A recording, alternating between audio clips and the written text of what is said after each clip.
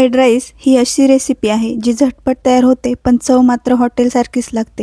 आता तो बनवण्यासाठी मी इथे बारीक चिरलेला कोबी, शिमला, गाजर, कांदा, आलं लसूण, हिरवी मिरची हे घेतलेलं आहे. तसेच फ्राईड राईस मसाला आणि शिजवलेला भात एवढं साहित्य घेतलेलं आहे.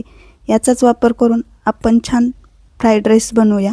कढईत मी तेल टाकलेले आहे, तसेच तूपसुद्धा टाकलेले आहे.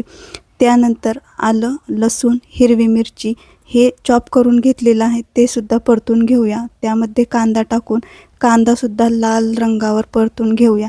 आता हे सर्व आपल्याला गॅसची फ्लेम मोठी ठेवूनच परतवायचे आहे, कारण भाज्या हाय फ्लेमवर शिजल्या की त्यांची चव छान लागते.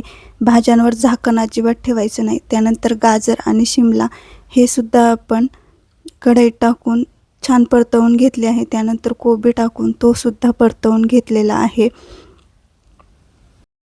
आता फ्राईड राईस बनवण्यासाठी भात अगोदर शिजवून घ्यायचा, मग तो थंड करून घ्यायचा. त्यामुळे प्रत्येक तांदूळ मोकळा राहतो आणि भातसुद्धा छान तयार होतो. फ्राईड राईस मसालासुद्धा मी टाकून घेतलेला आहे आणि भात छान एकजीव करून घेतलेला आहे. भाज्यांवर झाकण ठेवून शिजवलं तर मग भाज्यांचा रंग बदलतो आणि फ्राईड राईसला पण तेवढा छान रंग येत नाही. त्यानंतर मी 2 चमचे टोमॅटो केचपसुद्धा टाकलेला आहे आणि छान एकजीव करून भात मस्त एकजीव केलेला आहे. बघा कसा तयार झाला ते नक्की सांगा. धन्यवाद.